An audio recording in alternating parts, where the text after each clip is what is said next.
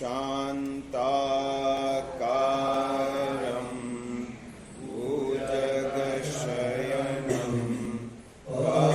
पद्मनाभं सुरेशं विश्वाधारं गगनसदृशं मेघवर्णं शुभांगं लक्ष्मीकान्तं कमलनयनं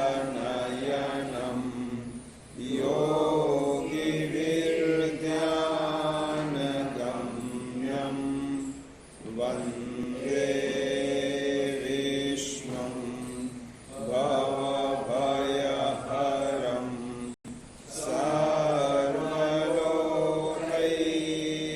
सर्वलोकैकनाथं यं ब्रह्मा वरुणेन्द्ररुद्रमरुता स्तुवन्ति दिव्यैस्तवैः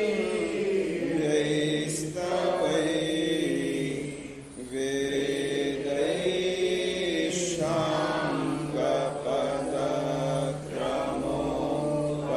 साङ्गपदक्रमोपनिषदैः गायन्ति यं श्यामलां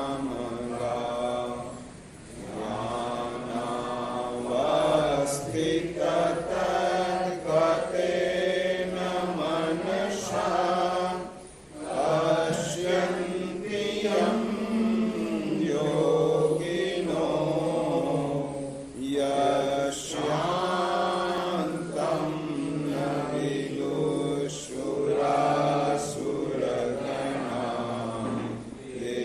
देवाय तस्मै नमः।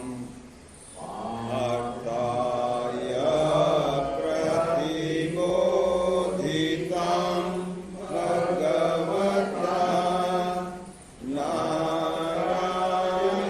नारायणेन स्वयं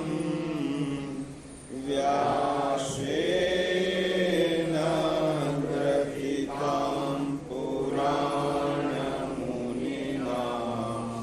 मध्ये महाभारतम्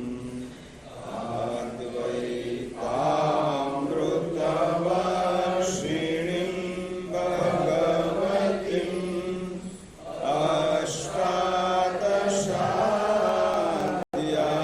अष्टादशाध्यायिनीं मां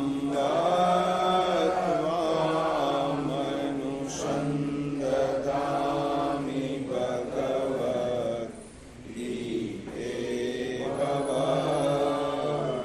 भवद्वेषिणीं नमोऽस्तुते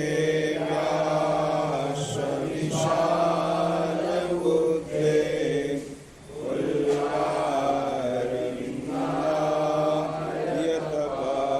पुल्लारविन्दायतपत्रनेत्र येन त्वया भारततैलपूर्णा प्रज्वालितो ज्ञानमय प्रदीपः। अध्याय 11 श्लोक 1 થી 10 पान नंबर 165।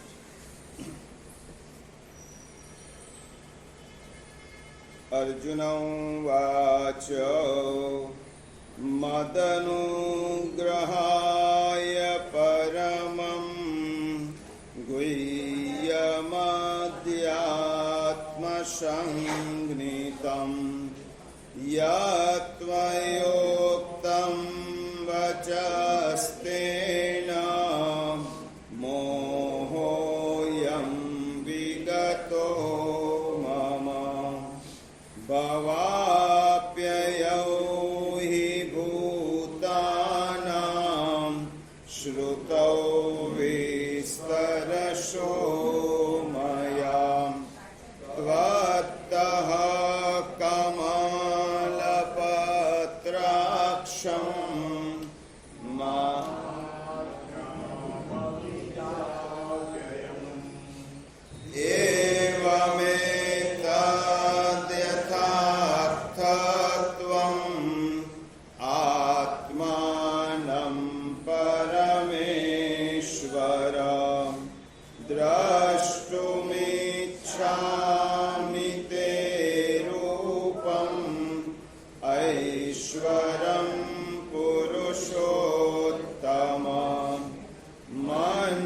यदि तच्छक्यं मया द्रष्टुमिति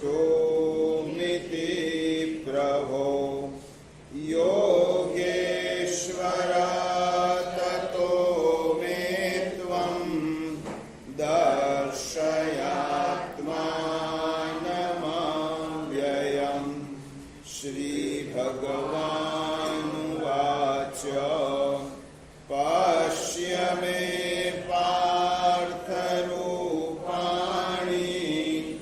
शतशोथसहस्रशः नानाविधानि दिव्यानि नानावर्णाकृतीनि च पश्यादित्यान् वसुं रुद्रान् अश्विनौ मरुतस्तथा बहून्यद्रष्टपूर्वाणि पश्याश्चर्याणि भारत। एकस्थं जगत्कृष्णं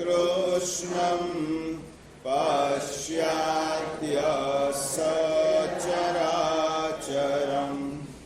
मम देहे गुडाकेश यच्चान्यद्रष्टुमिच्छसि न तु मां शक्यसे द्रष्टुम् अनेनैव स्वचक्षुषा दिव्यं ददामि ते चक्षुः पश्य मे योगमैश्वरम्। सञ्जय उवाच एवमुक्त्वा ततो राजन् महायोगेश्वरो हरिः दर्शयामास पार्थाय परमं रूपमैश्वरम् अनेकवक्त्रनयनम्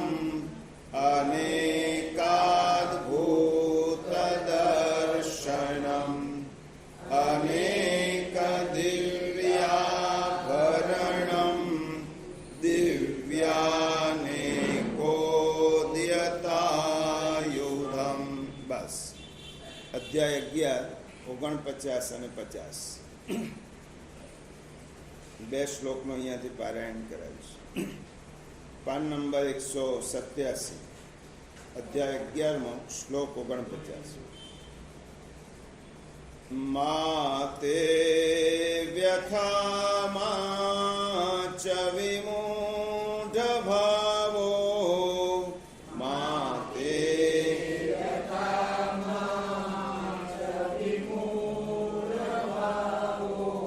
માતે વ્યથા ચ વિમૂઢ ભાવો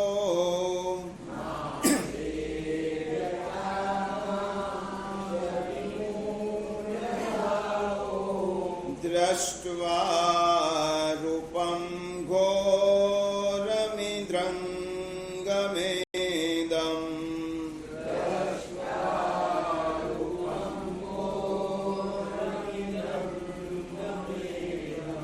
દ્રષ્ટ્વા રૂપં ઘોરમિદ્રંગમેદં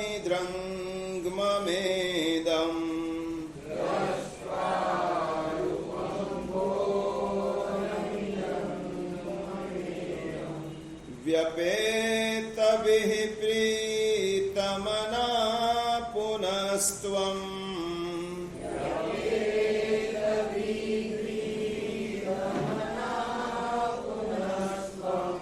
व्यपेतभिः प्रीतमना पुनस्त्वं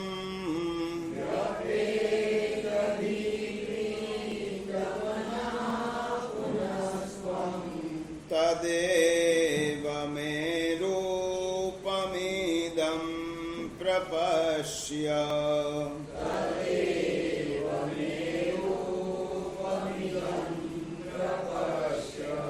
तदेव मे रूपमिदं प्रपश्य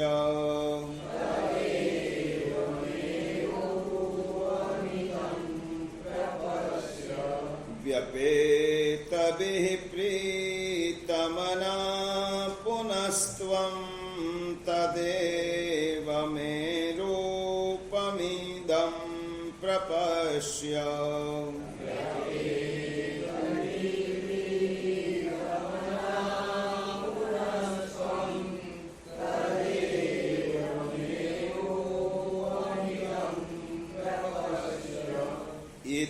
इत्यर्जुनं वासुदेवस्तथोक्त्वा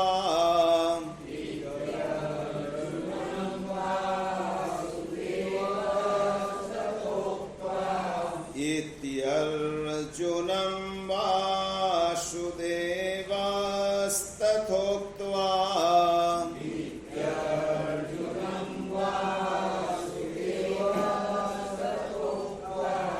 स्वकं रूपं दर्शयामास भूयः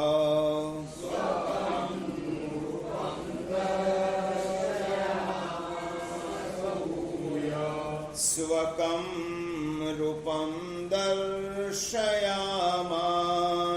भूयः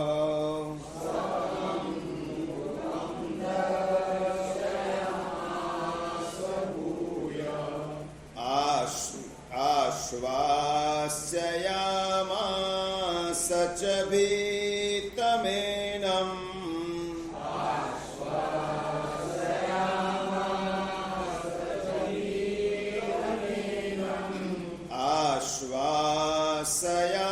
आश्वासयामास च भीतमेनम्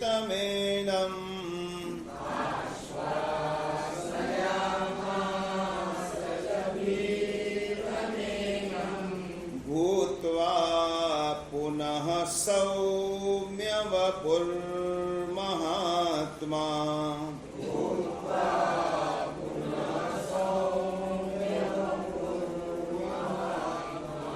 भूत्वा पुनः सौम्य वपुर्महात्मा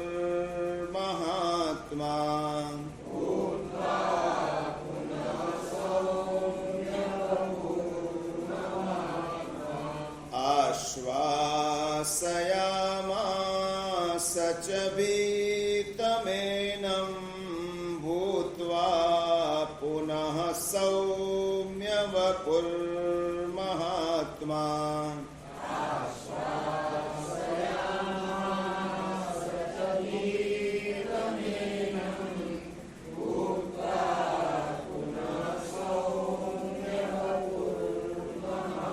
बनने साथ माते व्यथा मा च विमूढभावो दृष्ट्वा रूपं घोरमिदं ममेदम् तविप्रीतमना पुनस्त्वं तदेव मे रूपमिदं प्रपश्य संजय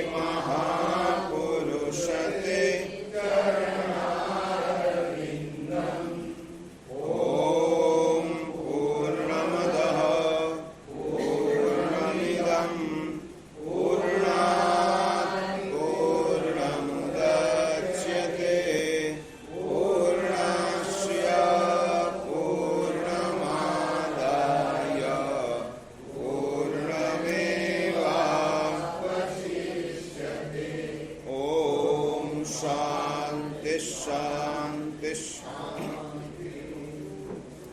ગીતા માત કી જય.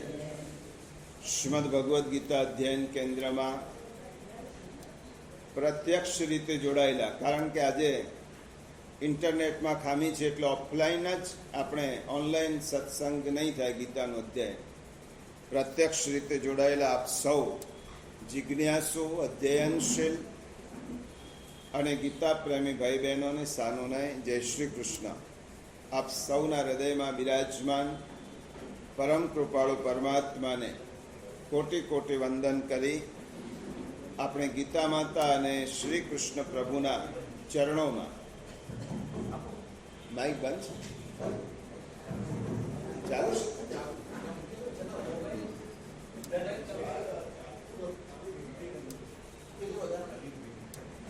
આપ સૌને બસ મૂકી રાખો.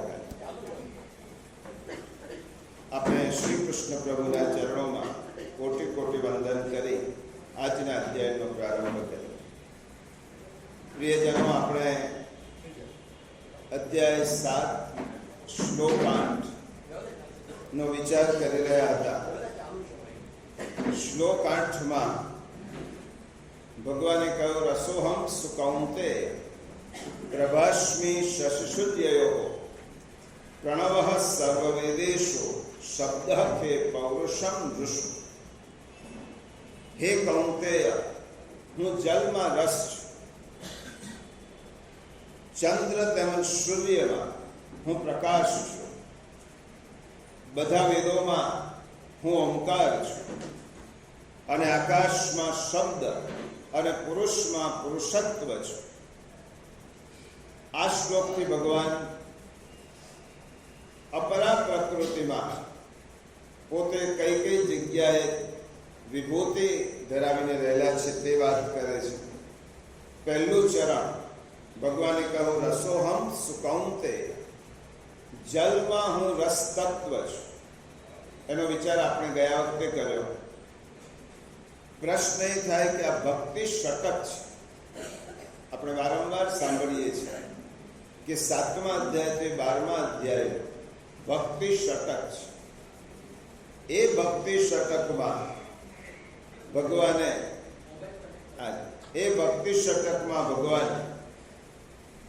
શા માટે એવું કહ્યું કે જલમાં હું રસ તત્વ છું? ભક્તિને અને જલ તત્વને શું લેવા દે? પરંતુ ભક્તિની દ્રષ્ટિએ જો આ ભાવ સમજીએ તો જેવી રીતે પાણીમાં પડેલી નાવ એ ખડકાળ કે રેતાળ રસ્તામાં હંકારી શકાતી નથી.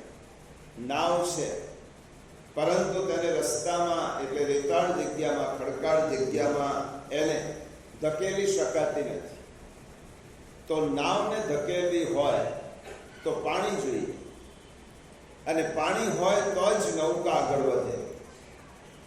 એના વગર નાવ આગળ વધે જ નહીં. એવી જ રીતે આપણી જીવન નૌકાને પણ ભક્તિનું જલ જોઈએ. ભક્તિનું જલ હોય તો જ જીવન નૌકા આપણે આગળ હંકારી શકાય. પરંતુ ભક્તિ જ નહીં હોય તો ભક્તિનું મહત્વ એટલું છે કે જ્ઞાનના પ્રકાંડ આચાર્ય શ્રીમદ શંકરાચાર્ય પણ કહેવું પડ્યું કે મોક્ષ કારણ સામગ્ર્યા ભક્તિ એવ ગરીયસી. જો ભગવાનને પામવા હોય તો ભક્તિ સિવાય કોઈ શ્રેષ્ઠ વિકલ્પ રસ્તો નથી. બીજા રસ્તા છે પરંતુ ભક્તિ એ સર્વજન સુલભ છે. એટલા માટે ભક્તિરૂપી નાવને, ભક્તિરૂપી જલમાં જીવનરૂપી નાવને હંકારી આપણે પ્રભુ સુધી પહોંચી શકીએ. એટલા માટે ભગવાને અહીં જલ તત્વનો ઉલ્લેખ કર્યો. જીવન એ નૌકા છે, ભક્તિ એ જલ છે, કિનારો એ ધ્યેય છે, અને અનુકૂળતા અને પ્રતિકૂળતા એ પવનની દિશા છે. અને એ નૌકાને આપણે પાર ઉતારવાની છે. એટલા માટે ભગવાને કહ્યું રસોહમ કૌંતેય, પાણી ઈશ્વરની વિભૂતિ છે. અને ગઈ વખતે એમ કહ્યું હતું, હવે ગીતા જે તત્વોની વાત કરે છે એમાં આપણને એ તત્વો તરફ જોવાની દ્રષ્ટિ આપણે વિકસિત થાય. આજ સુધી આપણે જલને માત્ર જીવવાનું મહત્વનું સાધન તરીકે જોતા, પરંતુ એ જલ તત્વમાં ભગવાને કહ્યું રસોહમ સુકૌંતે, આ જલ તત્વમાં રસ રૂપે તો હું જ રહું છું. આ સમજણ આવે તો પંચમહાભૂત રૂપે પાણી તરફ પણ જોવાની આપણી દ્રષ્ટિ બદલાય. પાણીમાં જે અનેક ગુણ વર્ણવાયા છે, જે આપણે ગઈ વખતે જોયા હતા, શીતળતા છે, મધુરતા છે, ગતિશીલતા છે અને સમતા છે. આ બધા જ ગુણો મારામાં આપવા જોઈએ. અને એટલા જ માટે તમે જોજો, ગમે એટલો મનથી ત્રસ્ત થયેલો માણસ હોય અને એકવાર જલના ધોધની પાસે, વહેતી નદીની પાસે, સમુદ્રના કિનારા ઉપર જઈને બેસે અને પાણીના જલ પ્રવાહને જોયા પછી તે ક્ષણ પૂરતી એ પોતાની અંદરની વ્યથા ભૂલી જાય છે. એટલા માટે બંધ જ છે. એટલા માટે આપણે જલ તત્વનો ઉલ્લેખ કર્યો છે. પછી ભગવાને કહ્યું પ્રભાસ્મી શશિશુર્યયો, બીજું ચરણ બહુ મહત્વનું છે. પ્રભાસ્મી શશિશુર્યયો, ચંદ્રમા અને સૂર્યમાં પ્રકાશ કરવાની જે એક વિલક્ષણ શક્તિ અને પ્રભા છે તે મારો સ્વરૂપ છે. આ બીજું જુઓ, ચંદ્રમા અને સૂર્યમાં પ્રકાશ કરવાની જે વિલક્ષણ શક્તિ એટલે પ્રભા છે એ ભગવાન કહે છે મારું સ્વરૂપ છે. પ્રભાસ્મી શશિશુર્યયો, રૂપ તન માત્રા, પાણી એટલે રસ તન માત્રા અને પ્રકાશ એટલે રૂપ તન માત્રા. રૂપ તન માત્રામાં બે શક્તિઓ હોય છે.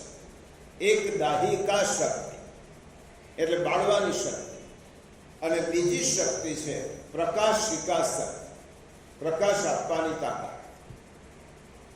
પ્રકાશિકા જે શક્તિ છે એને પ્રભા કહે છે. દાહિકા શક્તિની વાત ભગવાન આના પછીના શ્લોકમાં કરવાના છે. અહીંયા ભગવાને સૂર્યના પ્રકાશની વાત કરી. શશિશુર્યયો પ્રકાશિકા શક્તિ છે એને પ્રભા કહે છે, અને દાહિકા શક્તિ છે એને તેજ કહેવાય. અગ્નિનું તેજ અને સૂર્યની પ્રભા. એટલા માટે પ્રભા રૂપ તન્માત્રામાંથી ઉત્પન્ન થાય છે, રૂપ તન્માત્રામાં જ રહે છે અને તેમાં જ વિલીન થાય છે. સૂર્યમાં અને ચંદ્રમાં જો આ પ્રભા કાઢી નાખવામાં આવે તો પછી રહેશું એ નિશ્ચિત થઈ જાય. સૂર્યમાંથી પ્રભા ખેંચી લો તો સૂર્યનો ગુણો જે તત્વો છે એ આપણને નહીં દેખાય. એટલા માટે ભગવાન કહે છે કે સૂર્ય પોતાની આભા અને પ્રભા નિરંતર ફેલાવતો રહે છે.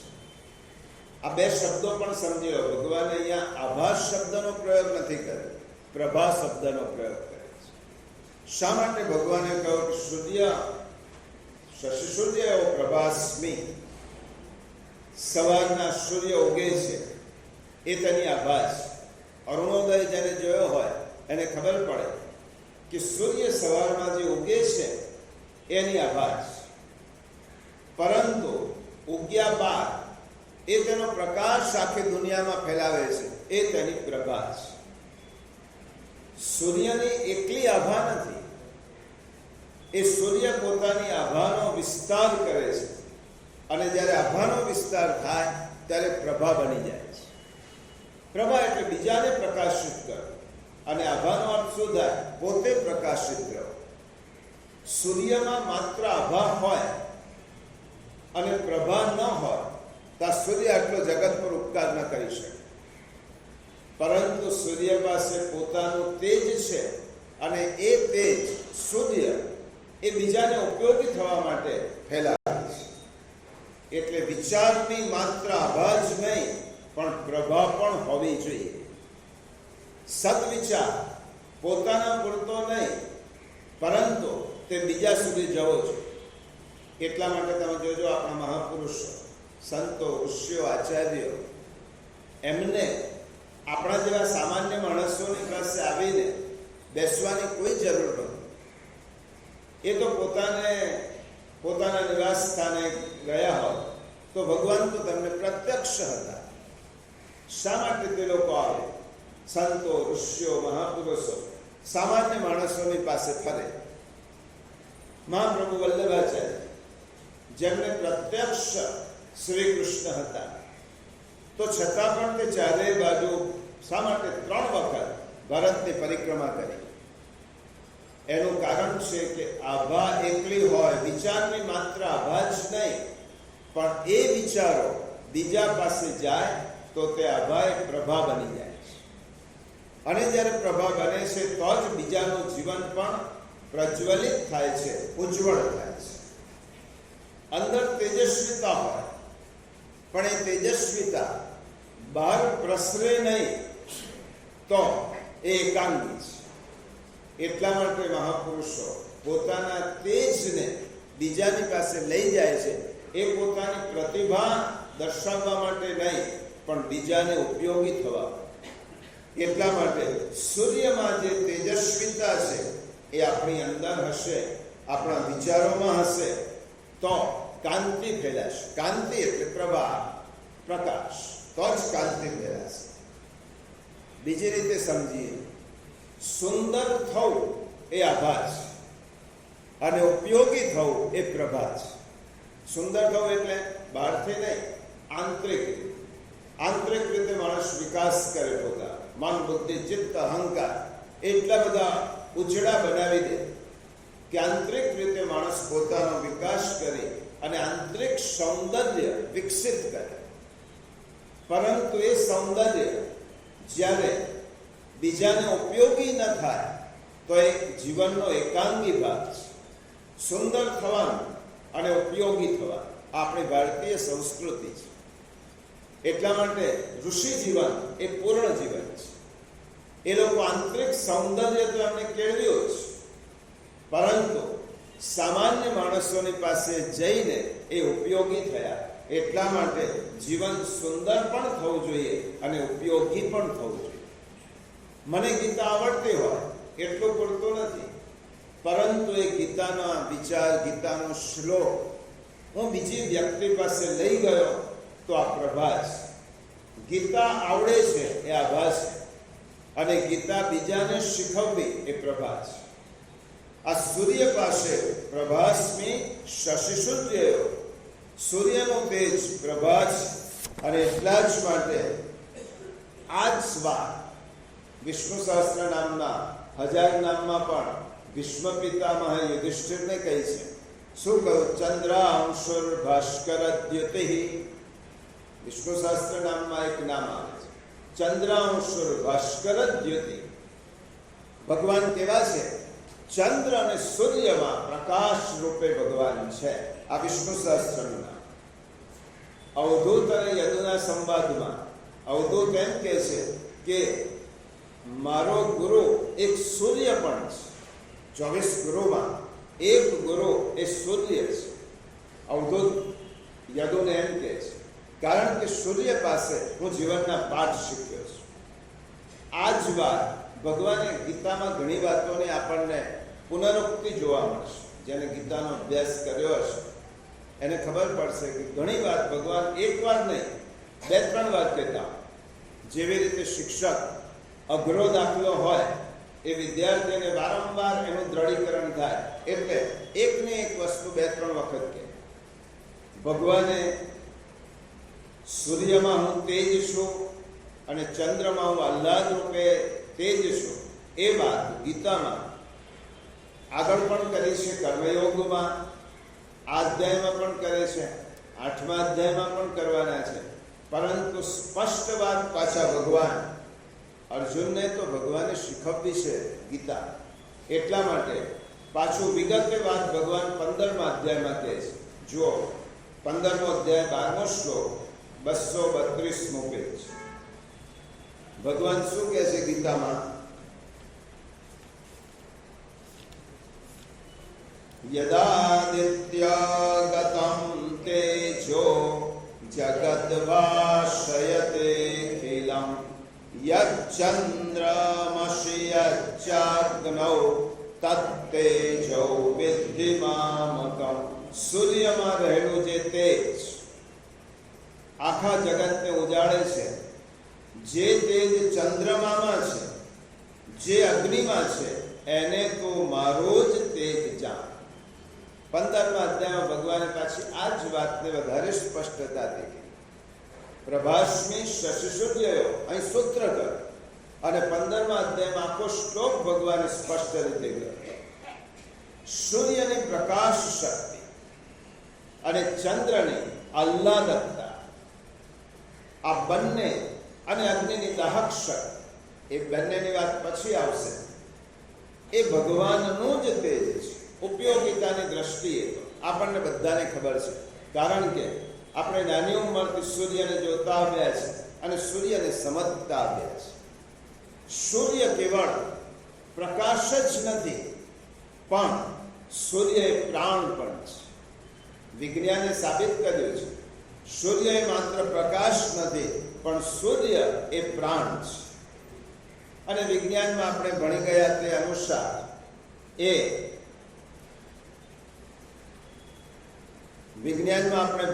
સૂર્ય દર સેકન્ડે 2 લાખ ટન શક્તિ આપણને આપે છે, એનર્જી આપે છે. આ વિજ્ઞાને સિદ્ધ કરેલું છે. દર સેકન્ડે 2 લાખ ટન એનર્જી આપણને સૂર્ય દ્વારા મળે છે. આ જગતની નિર્મિતિ થઈ, તેમાં સૂર્યની ભૂમિકા શું છે? સૂર્ય એ આપણા પ્રાણ સ્વરૂપ છે. આ સૂર્યની ભૂમિકા છે. સૂર્ય એટલા માટે વેદમાં કહ્યું, સૂર્ય આત્મા જગત. સૂર્ય એટલે જગતનો આત્મા છે. જેવી રીતે શરીરમાંથી આત્મતત્વ જતું રહે અને શરીર નિશ્ચેતન થઈ જાય, એવી રીતે આ જગતમાં સૂર્ય જ ન હોય તો આખું શરીર એ નિશ્ચેતન થઈ જાય છે. એટલા માટે આખી સૃષ્ટિ એ નિશ્ચેતન થઈ જાય છે. માટે સૂર્ય આત્મા જગત. સૂર્ય એ સૃષ્ટિનો આત્મા છે. સૂર્ય એ બધામાં પ્રાણ પૂરે છે. બધામાં પ્રાણ પૂરવાનું કામ સૂર્ય છે. જીવન શક્તિ પૂરી પાડે છે. આપણી અંદર રહેલી જીવન શક્તિ પૂરી પાડે. વિચાર કરો, સૂર્ય પ્રચંડ ગરમીથી તપે છે. એ પ્રચંડ ગરમીથી તપતો સૂર્ય આપણાથી કરોડો માઇલ દૂર છે, અબજો માઇલ દૂર છે, અને આપણા શરીરની ઉષ્ણતા 97-98 ડિગ્રી જળવાઈ રહી છે. હવે તમે વિચાર કરો કે આટલી ઉષ્ણતા આપણા શરીરની ન હોય, 97-98 ડિગ્રી શરીરનું તાપમાન કે શરીરની ઉષ્ણતા,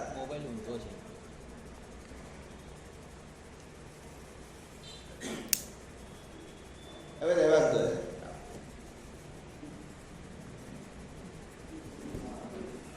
શરીરની ઉષ્ણતા 97-98 ડિગ્રી જળવાઈ રહે છે. એ સૂર્યની ઊંચાઈના કારણે છે. અને એટલા જ માટે આપણા શરીરનું તાપમાન ટકી રહ્યું છે. એ કોના કારણે છે? પ્રચંડ તપતા સૂર્યના કારણે. જરાક પણ વધી જાય તો પણ ડોક્ટર પાસે જવું, જરાક પણ ઘટી જાય તો પણ ડોક્ટર પાસે જવું. વિજ્ઞાને સાબિત કર્યું કે સૂર્યના કિરણો 1 સેકન્ડમાં 1,80,000 માઇલની ઝડપે અહીંયા આવે છે. 1 સેકન્ડમાં 1,80,000 માઇલની ઝડપ. એટલે સૂર્ય જ્યારે ઉગે છે, આગળ વાત કરીશું, અરુણોદય થાય પહેલા, પછી સૂર્યોદય થાય. સૂર્ય જ્યારે ઉગે છે ત્યારે થોડી જ મિનિટો આપણને તેનો પ્રકાશ એના તરફ જોઈ શકાય. અને પછી સૂર્યોદય વખતે સૂર્યના દર્શન કરવાનું ચૂકી જાઓ તો પછી સૂર્યની સામે તમે આંખ નથી માંડી શકો. સૂર્યની સામે આંખો માંડીને જોઈ શકાતું નથી. એટલી પ્રચંડ ગરમીથી સૂર્ય તપે છે. આ સૂર્ય તેજનો ગોળો આટલે લાંબે છે અને પૃથ્વીનો વ્યવહાર બરાબર ચાલે છે. હવે તમે ઈશ્વરની કરામત સમજો.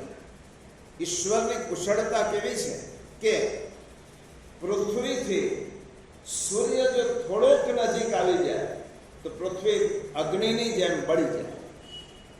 આ પૃથ્વીથી સૂર્ય થોડોક દૂર જતો હોય, થોડોક એટલે આ તો સેન્ટીમીટરમાં ગણના છે, એના પણ હજારમાં ભાગમાં, થોડો પણ સૂર્ય પૃથ્વીથી એનું અંતર થોડું પણ દૂર થાય તો પૃથ્વી ઠરી જાય, થીજી જાય.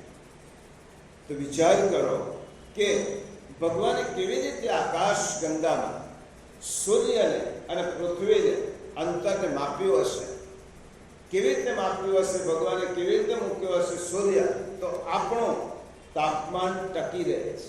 એટલા માટે ભાગવતમાં કહ્યું કે ઈશ્વર સર્વજ્ઞ છે.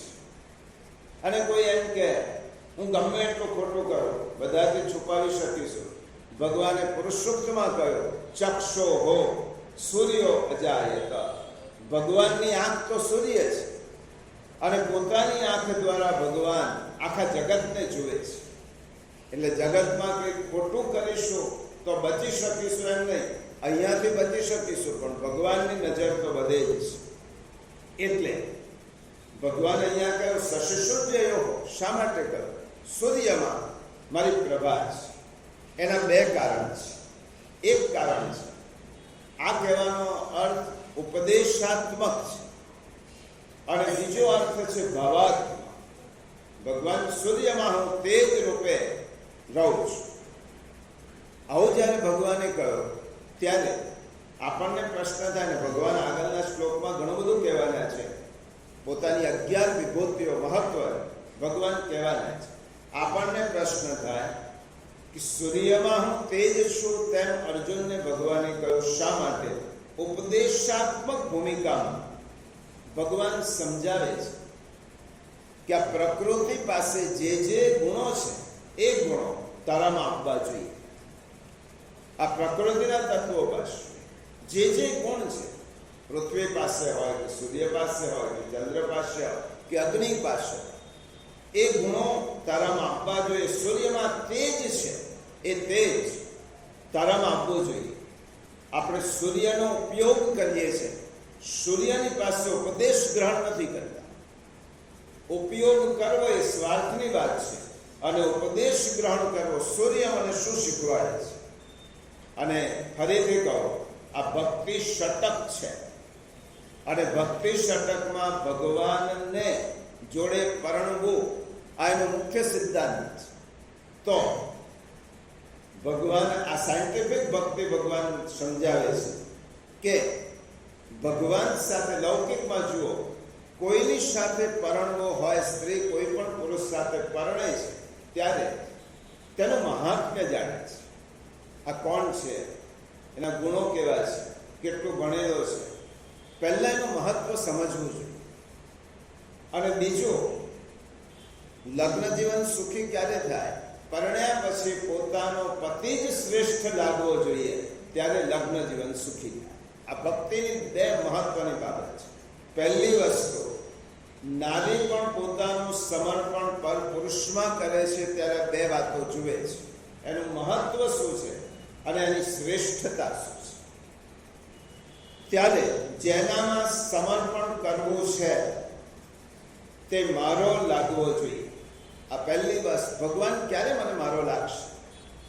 ભગવાનમાં સમર્પણ કરવું હોય તો ભગવાને મારો લાગવો જોઈએ અને ભગવાનની મહત્તા સમજાવી જોઈએ. નારદ ભક્તિ સૂત્રમાં નારદજીએ કહ્યું, ભક્તિનું પહેલું લક્ષણ શું? મહાત્મ્ય જ્ઞાન પૂર્વકમ સર્વતોધિક સુદૃઢ સ્નેહ ઇતિ ભક્તિ. સૌથી પહેલા તો ભગવાનના મહાત્મ્યનું જ્ઞાન થવું જોઈએ. કોઈ એમ કે આ મૂર્તિ છે પૂજા કરો, ગીતા આવી રીતે નથી સમજાવી. માત્ર મૂર્તિ છે અને મા બાપે કહ્યું તેની પૂજા કરવાની છે, ત્યારે હોશિયાર દીકરો પૂછશે કે શા માટે મારે સેવા કરવાની, શા માટે પૂજા કરવાની? આ તો એક માટેની મૂર્તિ છે, શા માટે મારે ભગવાનને માનવું જોઈએ? એનું કારણ ગીતા કહે છે, એટલા માટે ભગવાનને માનવું જોઈએ કે પળે પળે ઈશ્વર સૂર્ય દ્વારા, ચંદ્ર દ્વારા, જળ દ્વારા, અગ્નિ દ્વારા મારા પર ઉપકાર વરસાવે છે. આ સૂર્ય ન હોય તો મારું જીવન ક્યાંથી, મારા જીવનનું અસ્તિત્વ શું? એ આપણે આપણા દીકરાને સમજાવીશું તો એના મગજમાં ઉતરશે. સૂર્ય ન હોય તો મારું અસ્તિત્વ ખલાસ. તો આ સૂર્યની જે આભા છે, પ્રભા છે, એ કોણ છે? એટલા માટે કહ્યું પ્રભાસ્મિ શશિશુર્યયો. સૂર્યની જે પ્રભા છે એ મારી પ્રભા છે, એ મારો તેજ છે, મારો પ્રકાશ. એટલા માટે ભગવાનની મહત્તા સમજાય, એટલા માટે આ શ્લોકો કહ્યા. હવે બીજી વસ્તુ, ભગવાને પોતાની મહત્તા સમજાવવી જોઈએ તો વધારે પડતું નથી લાગતું. ભગવાન એમ કે આ હું છું, આ હું છું, આ હું છું. ત્યારે આજના આપણા જે છીછરા વાચકો છે એમ લાગે કે આ ભગવાને તો પોતાનો અહંકાર વ્યક્ત કરે. આ હું છું, અગ્નિમાં હું છું, સૂર્યમાં હું છું. તેનો જવાબ એ છે, ભગવાન જ પોતાનો પરિચય નહીં આપે તો ભગવાનનો પરિચય આપનાર આ બ્રહ્માંડમાં બીજું કોઈ નથી. કારણ કે ભગવાન એક જ છે. અને જ્યારે જે પરિચય આપે ને એ વ્યક્તિ પરિચય આપનાર કરતા એ મોટો હોય, એને ઓળખતો હોય, એને જાણતો હોય તો પરિચય આપીશું. હવે ભગવાન જેવું તો કોઈ છે જ નહીં, તો ભગવાનથી મોટો તો કોણ હોવાનું છે? એટલા માટે ભગવાને સ્વયં પોતાનો પરિચય આપ્યો છે. પ્રભાસ્મિ શશિશુદ્ય. આ શ્લોક એટલા માટે કહ્યો છે, આ શ્લોક ભગવાનની મહત્તા સમજાય અને ભગવાન મારો છે એમ લાગે. પહેલી વસ્તુ ભગવાનની મહત્તા સમજવી જોઈએ. મહત્તા, ઇમ્પોર્ટન્સ શું છે? ભગવાન આ સૃષ્ટિમાં એક જ તત્વ એ મહાન હોય. 11મા અધ્યાયમાં સ્તુતિમાં અર્જુને કહ્યું છે, ન ત્વત સમોભ્ય અધિક કુતોન્ય. હે ભગવાન, તમારા સમાન હું કોઈને જોતો નથી, તો તમારાથી મોટો તો કેવી રીતે હોય? તમારા જેવો દુનિયામાં કોઈ નથી, તો તમારાથી મોટો કેવી રીતે હોય? ભક્તિમાં ભગવાનની મહત્તા સમજાય એટલા માટે આ શ્લોકો છે. અને બીજી વસ્તુ, ભગવાન જ મને મારો લાગવો જોઈએ. જેવી રીતે સ્ત્રીને પરણ્યા પછી પુરુષ જ શ્રેષ્ઠ લાગે, ત્યારે સ્ત્રીનો તેના પ્રત્યે પ્રેમ અને આદર જળવાઈ રહે, એવી રીતે ભગવાન મારો અને શ્રેષ્ઠ લાગવો જોઈએ. અહીંયા ભગવાને કહ્યું ભગવાન સાથે જોડાઈ જવું છે તો ભગવાન જ્યોતિર્મય છે. સૂર્ય એટલે જ્યોતિર્મય, અને જ્યોતિર્મય ભગવાનની સાથે જોડાવવું હોય તો આપણે જ્યોતિર્મય થવું જોઈએ. અને યોગાનુયોગ આજે ભાવગીત પણ, ભજન પણ તે જાય, પ્રેમળ જ્યોતિ તારો દાખવી મુજ જીવન પંથો. ભગવાન જ્યોતિશ્વર છે અને આપણે અંધકારમાં જ પડ્યા રહીશું તો ભગવાનને ક્યાંથી પરણી શકીશું? ભગવાન તો પ્રચંડ જ્યોતિ છે. તો આપણે આપણી જ્યોતિ પ્રગટાવવી જોઈએ. માટે શાસ્ત્રોમાં શું કહ્યું? કૃષ્ણો ભૂત્વા કૃષ્ણમ યજે, રામો ભૂત્વા રામમ યજે, શિવો ભૂત્વા શિવમ યજે. પહેલા તમે ભગવાન જેવા થાઓ, ભગવાન નહીં, ભગવાન જેવા થાઓ અને પછી ભગવાનને ભજો. એટલા માટે કહો વેદમાં સૂર્યની ઉપાસના કરે છે. વેદમાં પહેલું સૂર્ય સૂક્ત જે ગીતામાં કહ્યું છે, કારણ કે ગીતા તો સર્વોપનિષદો ગાવો દુગ્ધા ગોપાલ નંદન. ભગવાને સમગ્ર વેદ ઉપનિષદ બધાનો સાર ગીતામાં કહ્યો છે. વેદમાં સૂર્ય સૂક્ત છે. જેવી રીતે જળ સૂક્ત છે એવી રીતે સૂર્યના સૂક્ત છે. અને સૂર્યની સ્તુતિ કરી છે વેદો. અને એ સૂર્યની સ્તુતિના સાધુ આપણને આપ્યો કે ગાયત્રી મંત્રની ઉપાસના. આ ગાયત્રી મંત્ર ઘણા લોકો ગાયત્રી ને દેવી તરીકે મૂકે છે, પણ ગાયત્રી એ છંદ છે. અને એ ગાયત્રીના 24 અક્ષરનો મંત્ર જે છે એ ગાયત્રી છંદમાં છે. એટલા માટે તેને ગાયત્રી મંત્ર કહેવાય. એ છંદમાં છે એટલે ગાયત્રી મંત્ર.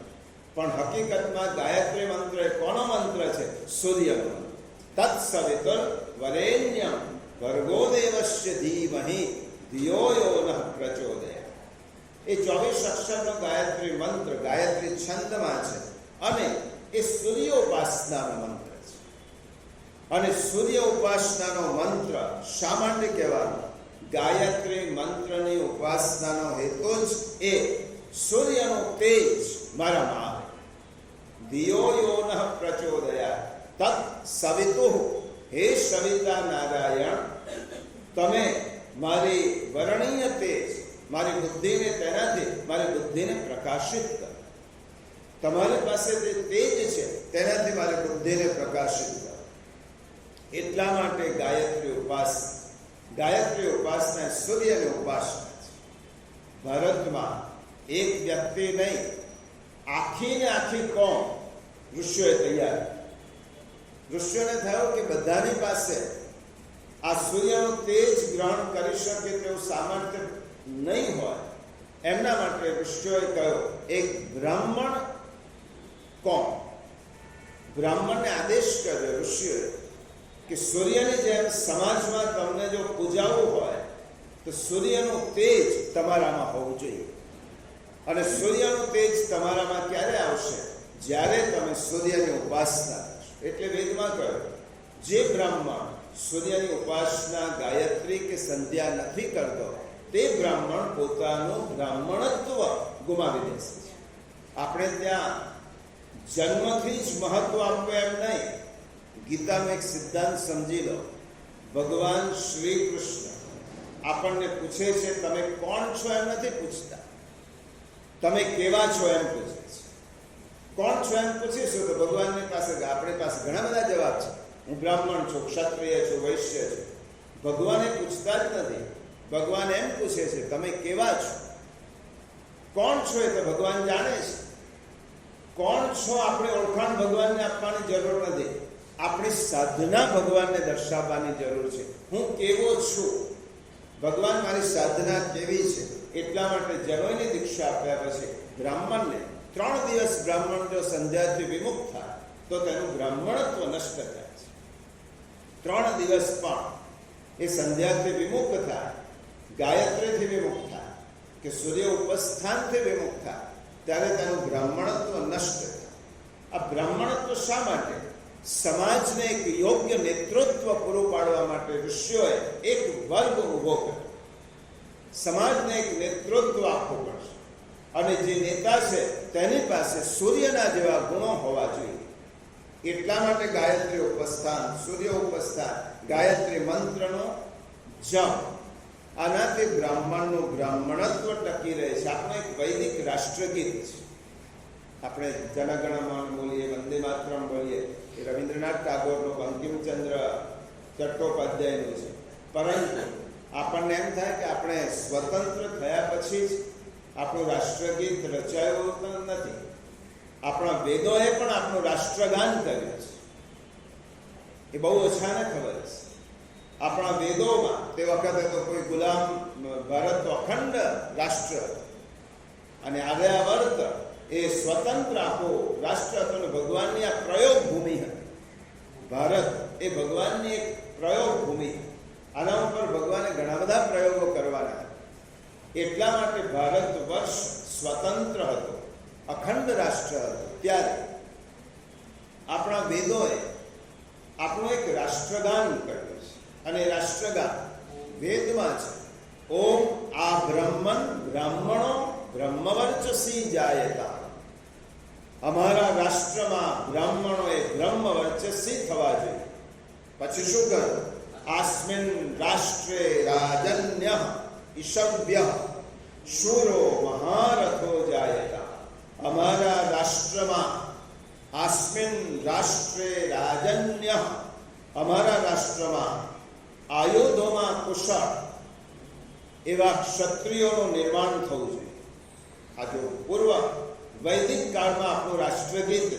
એમાં પહેલો ઉલ્લેખ બ્રાહ્મણનો કર્યો, પછી ગયો આ રાષ્ટ્રમાં સુરવીર ક્ષત્રિય, આયુધોનો ઉપયોગ કરી શકે તેવા ક્ષત્રિયો ઉત્પન્ન થવા છે. વેદાધ્યયન સંપન્ન બ્રાહ્મણો થાય. ક્ષત્રિયો કેવા થવા? જો આયુધોનો ઉપયોગ કરી શકે તેવા. દોગ્ધ્યનુર્બોઢા નડવાના સુષપ્તિ. પછી શું કહ્યું? દૂધ આપનારી ગાયો ઉત્પન્ન થા.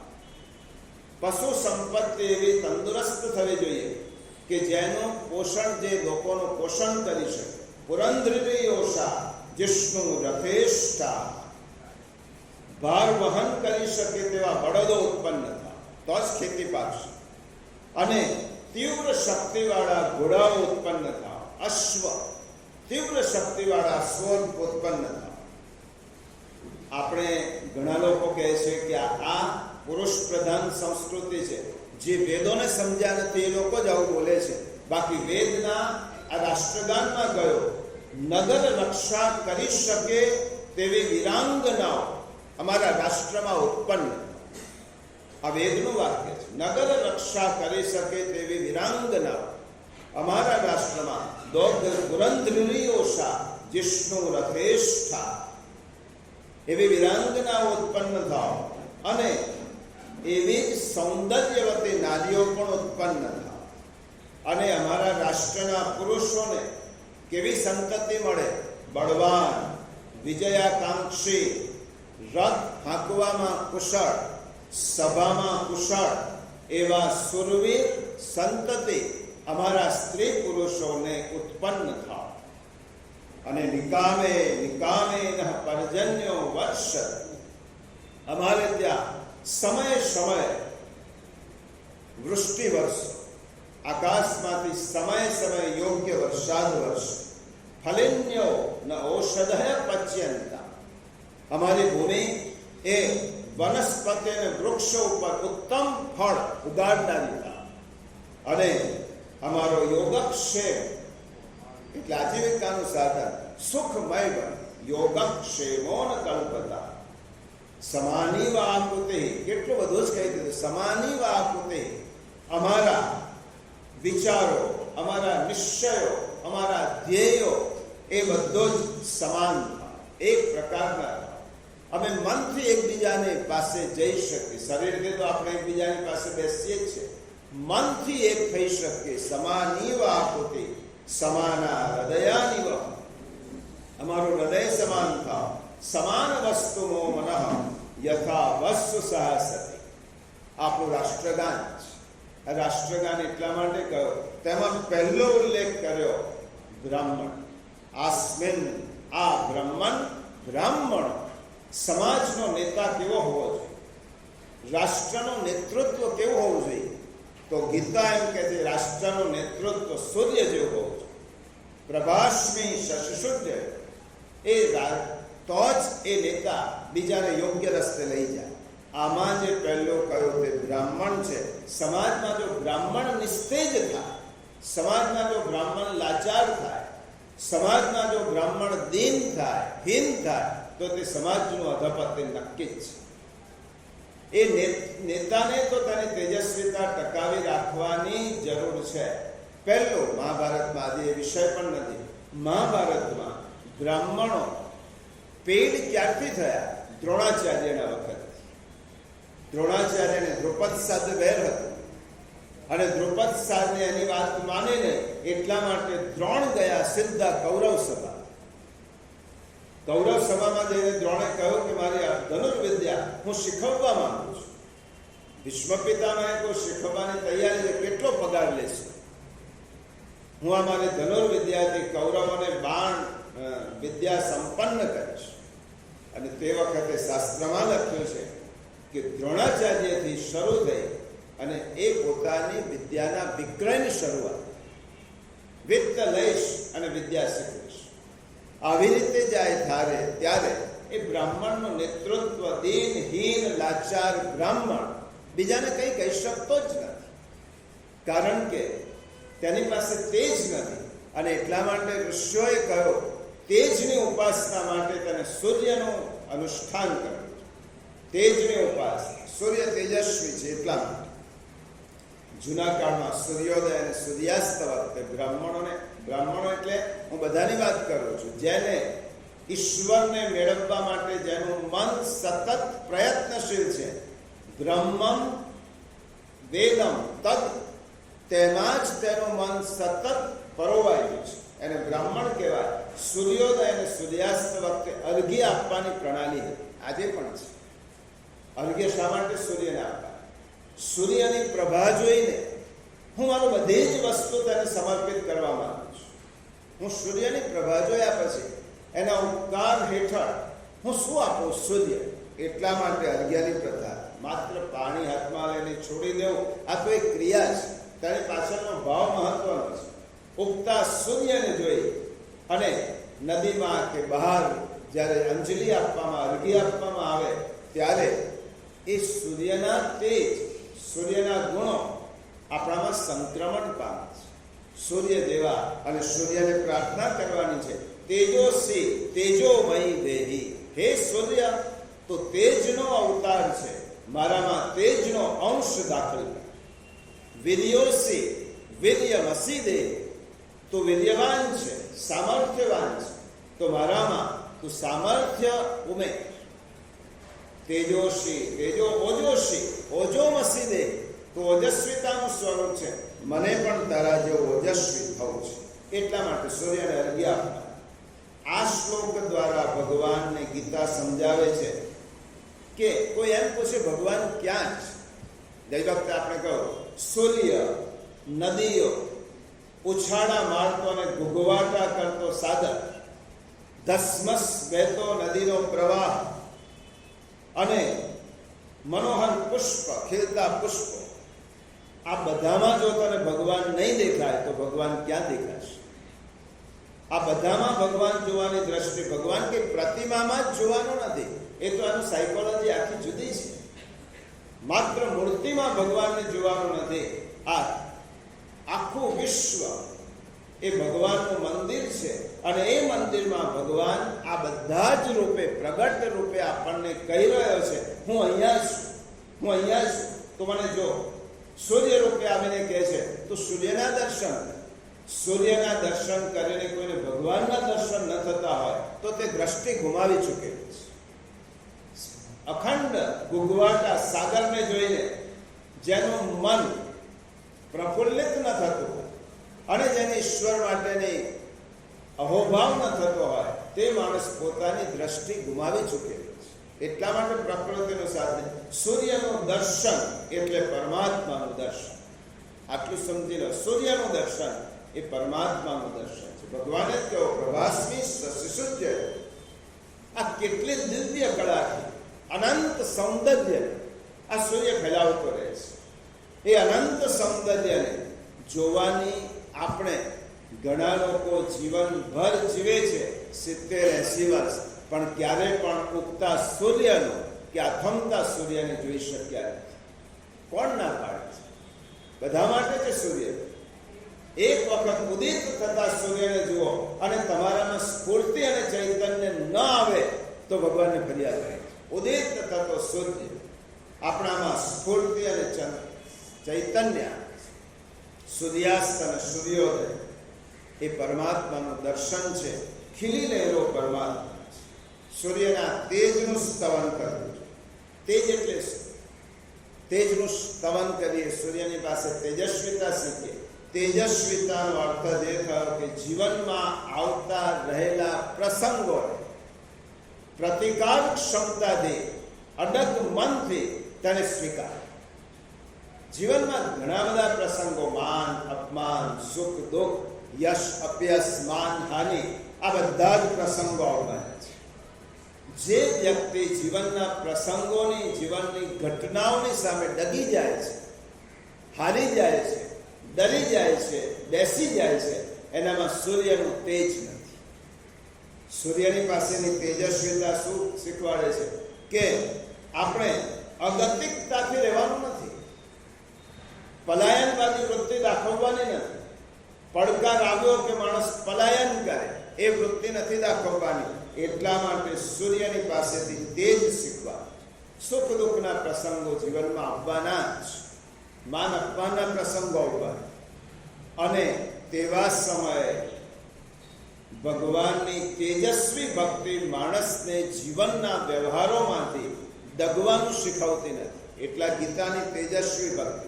વિચાર કરો, આપણે કોઈએ પણ ભગવાનની પાસે દુઃખ માંગ્યું છે? હાથ જોડીને ભગવાનને એમ કહ્યું, ભગવાન મને દુઃખ આપો. આ સૃષ્ટિમાં, આ બ્રહ્માંડમાં એક વ્યક્તિ એવી થઈ કે જેને સુખની છોડો ઉછળવાની. અને કુંતા માતાએ ભગવાનને કહ્યું, વિપદ સંતુ ન શશ્વત યત્ર યત્ર જગદ્ગુરુ. હે પ્રભુ, તમે મારા પર પ્રસન્ન થયા હોય તો મને વિપત્તિઓનું દાન, દુઃખો આપો, આપત્તિઓ આપો. સુંદર પ્રસંગ જે આપણે લેતા નથી, એ ભાગવત કથામાં લઈશું. સુંદર આવી રીતે કુંતી માતાએ ભગવાનની પાસે દુઃખ માંગ્યું. આપણે શું સ્થિતિ, જે કહું આપણું માનસ કેવું છે, આપણે દુઃખ ગમે છે ખરું, પણ દુઃખ જોઈતું નથી. આપણું મન છે, આપણને દુઃખ ગમે બધા. એટલા માટે તો આપણે મહાભારત, રામાયણની સિરિયલો જોઈએ, સિનેમાઓ જોઈએ, નવલકથાઓ વાંચીએ. શા માટે વાંચીએ છીએ? નવલકથામાં હીરોને કાલ્પનિક દુઃખ આવે અને દુઃખની સામે જજુમતો જે નેતા છે, નાયક છે, એ જીવનના સંગ્રામમાં લડતો હોય અને લડીને પછી વિજયી થતો હોય. આપણે ગમે છે ખરું, પણ એવા દુઃખ મારા જીવનમાં આવે એ મને પસંદ નથી. એટલા માટે નવલકથાનું વાંચન, કાલ્પનિક દુઃખો ઊભા કરી અને તેની સામે જજુમવાનું આપણને ગમે છે. પણ વાસ્તવિક રીતે તેવા દુઃખો જ્યારે આવી જાય ત્યારે આપણે ડગી જઈએ. શા માટે મહાભારત ને રામાયણની સિરિયલ આટલી બધી આટલા વર્ષો સુધી આવે છે અને જોઈએ છે? કારણ કે તેમાં પાંડવોનો વનવાસ, રામને 14 વર્ષનો વનવાસ, પાંડવો લાક્ષાગૃહમાં અગ્નિમાં બાળવા ઇત્યાદિ ઘણી બધી વાતો આવે છે. એટલા માટે માણસને બીજાના જીવનનો સંઘર્ષ જોવો ગમે છે, પણ એ જ સંઘર્ષ જ્યારે પોતાના જીવનમાં આવે ત્યારે માણસ ડગી જાય છે, ત્યારે માણસ હારી જાય છે. અને ગીતા શીખવાડે છે કે સૂર્ય કહે છે, પલાયનવાદી વૃત્તિવાળો માણસ તેજસ્વી હોઈ શકતો જ નથી. તેજસ્વી માણસ ક્યારે પણ પલાયનવાદી હોઈ શકે નહીં. તેજસ્વી એને કહેવાય કે જેને જીવનમાં દુઃખોની સાથે લડવાની મજા આવે છે. તમે જોજો, કુશળ તરવૈયો હોય ને, શાંત પાણીમાં તરવો નહીં ગમે. એ તો કેવા પાણીમાં કૂદશે, સામે મોજાઓ આવતા હોય, ભરતી આવતી હોય, અને કુશળ તરવૈયો તેમાં કૂદી પડશે. ભલે જે થાય, કારણ કે એમાં જ એને તરવાની મજા આવે. જીવનની સંગ્રામમાં જે લોકો હારી જાય છે, હાંફી જાય છે, ડરી જાય છે, બેસી જાય છે, એ વ્યક્તિ આ સૂર્યના ઉપાસક નથી. સૂર્ય એ તેજ શીખવે છે. આ સૂર્ય માણસના જીવંતપણું ઊભું કરે છે. મૃત માણસ તરીકે જન્મ્યા છે, શ્વાસ લઈએ છે, એનો અર્થ આપણે મૃત નથી એવું નહીં. આપણા જીવનમાં સ્પાર્ક નહીં, ચૈતન્ય નહીં, ઉત્સાહ નહીં, સ્ફૂર્તિ નહીં, અને માણસ જીવતો હોય તો તે મૃત માણસ છે, મરી ગયેલા જેવો માણસ છે. મળતા મળતા જીવે છે અને જીવતા જીવતા મરે છે. આ માણસની વૃત્તિ. એટલા માટે આપણે સૂર્ય ઉપાસના આપણા વેદોમાં કહી છે, ગીતામાં કહે છે. આ સૂર્ય શું આપે છે? તેજ આપે છે. બીજું શું આપે છે? સૂર્ય પ્રચંડ ઉત્સાહ. જેને જીવનમાં ઉત્સાહ ખોઈ બેઠો એ વ્યક્તિ જીવન જીવી જ નશે. દાદા ધર્માધિકારીએ બહુ સરસ કહ્યું છે, જે વ્યક્તિ મેદાનમાં રહીને રમે છે, ખેલાડી છે, અને ઓડિયન્સમાં કે સ્ટેડિયમમાં બેસીને જે તાળી પાડે છે એ ખેલાડી રહ્યો નથી. એ માત્ર તાળી પાડવા માટે છે.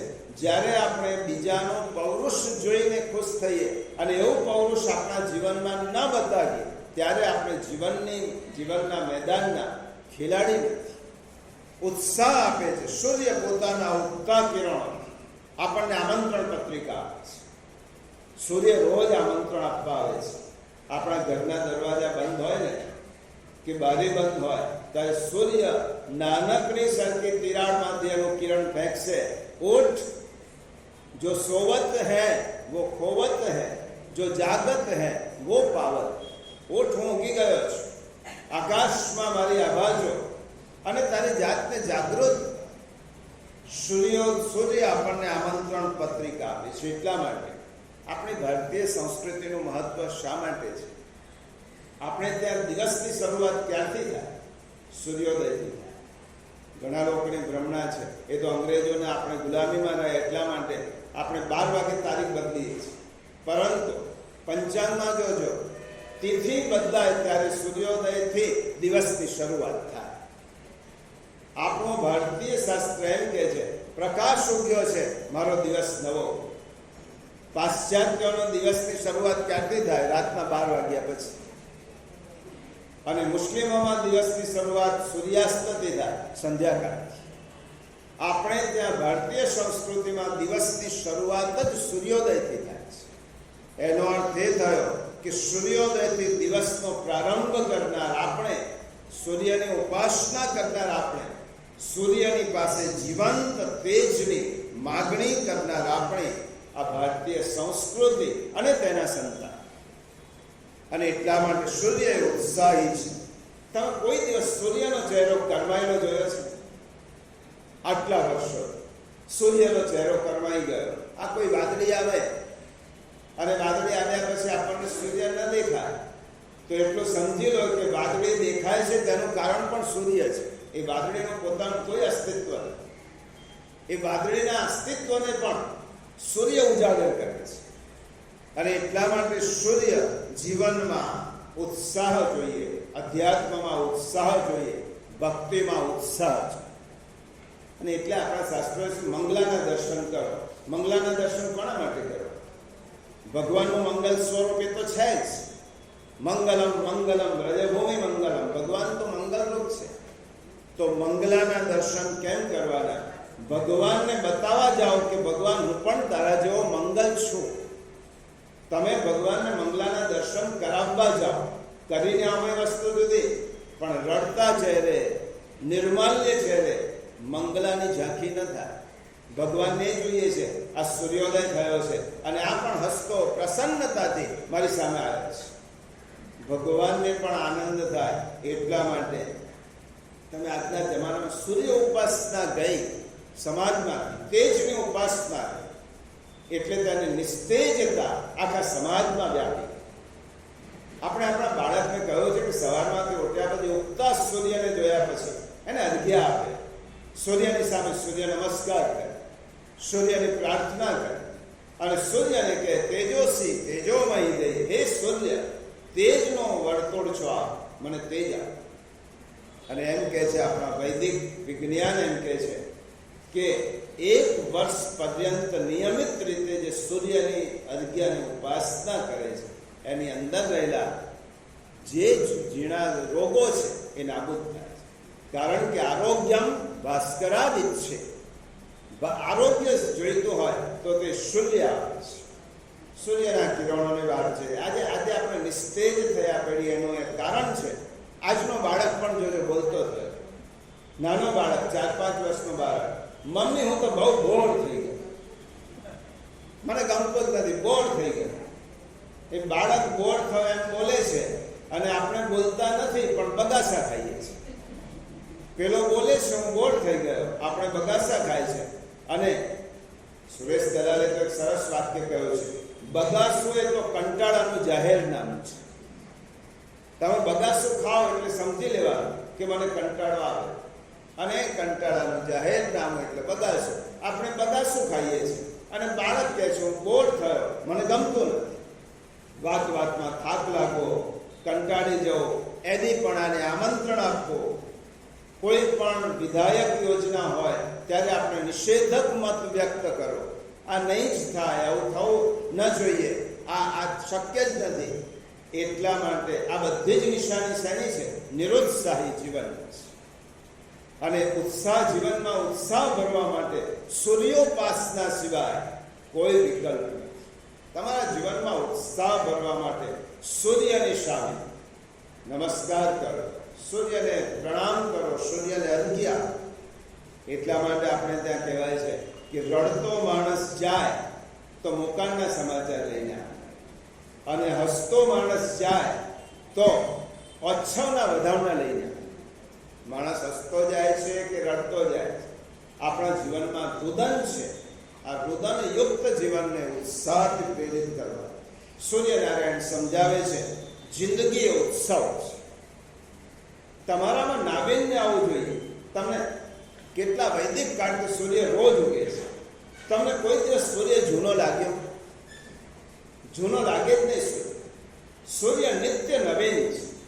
આ સૂર્યનારાયણ એમ કહે છે કે હું રોજ લાખો કરોડો વર્ષથી ઊભો છું અને દિને દિને નવમ નવમ છું. અને તો દિવસ 25 વર્ષનો યુવાન છે કે 50 વર્ષ કાઢ્યા છે અને કંટાળી ગયો કે બસ જીવનમાં મજા નથી.